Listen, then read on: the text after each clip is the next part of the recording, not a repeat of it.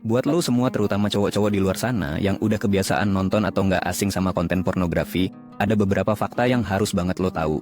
Lo mungkin ngira ini cuma hiburan, tapi kenyataannya, dampak dari pornografi itu luas dan jauh lebih dalam dari yang kita bayangin.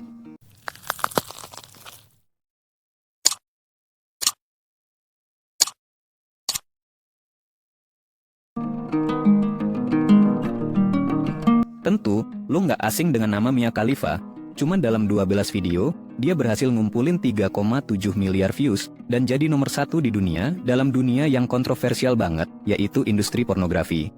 Tapi, setelah dia keluar dari dunia itu, Mia akhirnya berani buka-bukaan tentang sisi gelap dari industri ini.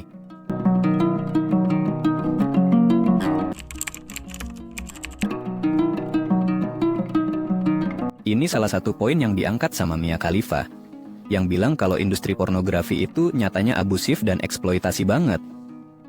Banyak kasus di mana para pekerja di industri ini nggak bener-bener punya pilihan atau malah dipaksa buat melakukan hal-hal yang mereka nggak setuju.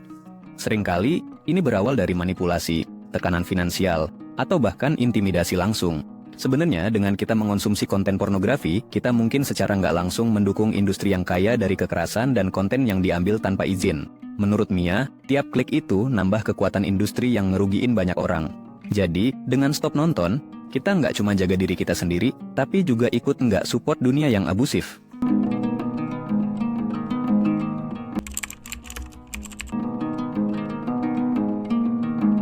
Objektifikasi seksual tuh ngerusak cara kita lihat orang lain, khususnya cewek. Apa artinya?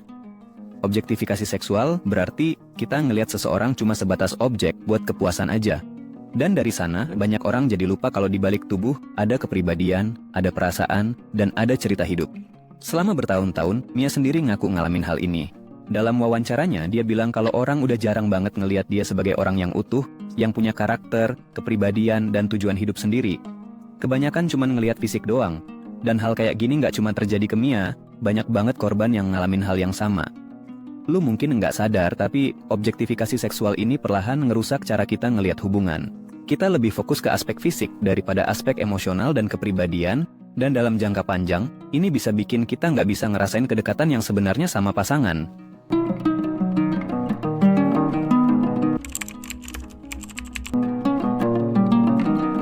Satu hal yang jarang banget kita sadarin adalah gimana pornografi bisa normalisasi kekerasan.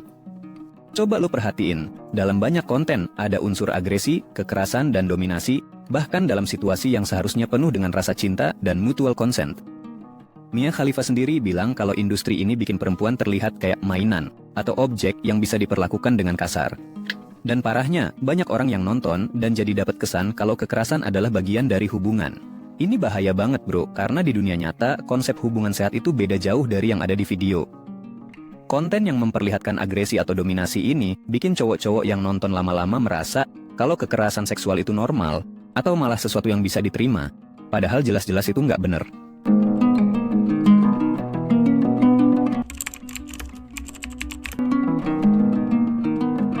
Yang paling bikin miris adalah dampak dari pornografi yang menghancurkan hidup miliaran orang di seluruh dunia.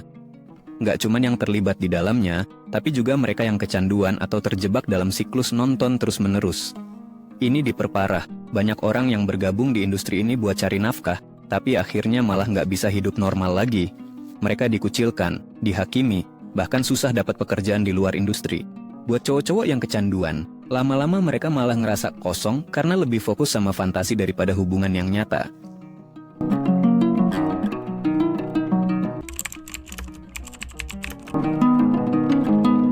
Kita mungkin nggak sadar, tapi otak kita sebenarnya berubah setiap kali kita nonton pornografi.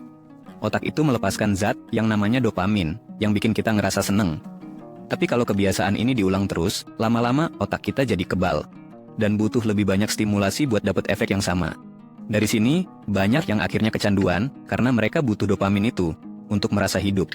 Ketergantungan ini susah banget buat dilepas. Apalagi kalau udah jadi pelarian dari stres, kesepian, atau rasa bosan.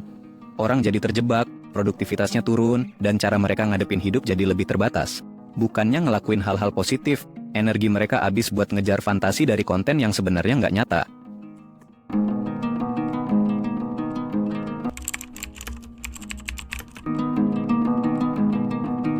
Satu lagi dampak yang mungkin nggak langsung kelihatan, tapi efeknya bisa besar adalah ekspektasi seksual yang jadi nggak realistis. Dalam pornografi, semua kelihatan sempurna, tapi jelas itu cuma rekayasa.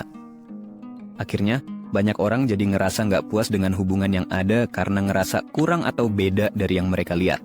Ekspektasi yang berlebihan ini bisa bikin masalah serius dalam hubungan, terutama kalau pasangan nggak bisa nyamain standar yang sebenarnya nggak realistis itu. Ini nggak sehat, dan malah bisa menghambat kepuasan dalam hubungan nyata. Cowok yang kebanyakan nonton biasanya malah susah merasa nyambung dengan pasangannya di dunia nyata, karena perasaan dan fisik jadi kayak terpisah jauh banget.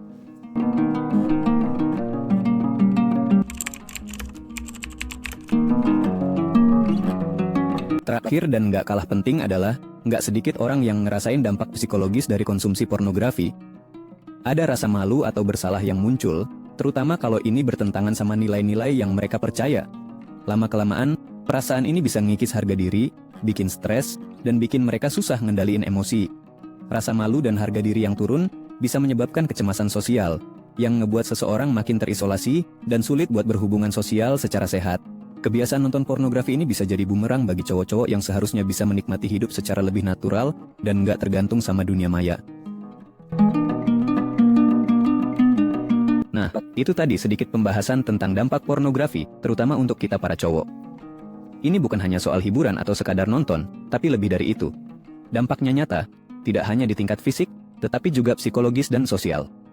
Kita bisa belajar dari Mia Khalifa, yang pernah terlibat dalam industri ini, mengaku menyesal dan merasa terjebak selama bertahun-tahun. Apa yang dia alami sebenarnya hanya puncak dari gunung es. Banyak orang lain yang mengalami hal serupa, yang mungkin tidak pernah kamu dengar ceritanya.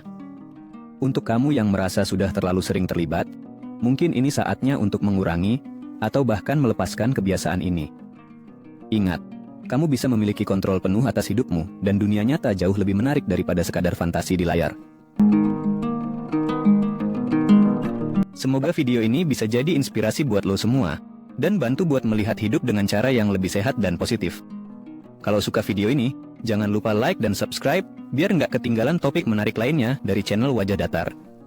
Tinggalin komen juga, siapa tahu lo punya pandangan atau pengalaman yang pengen lo share. Terima kasih sudah menonton, dan sampai jumpa di video berikutnya. Stay live, stay real, and good luck bro.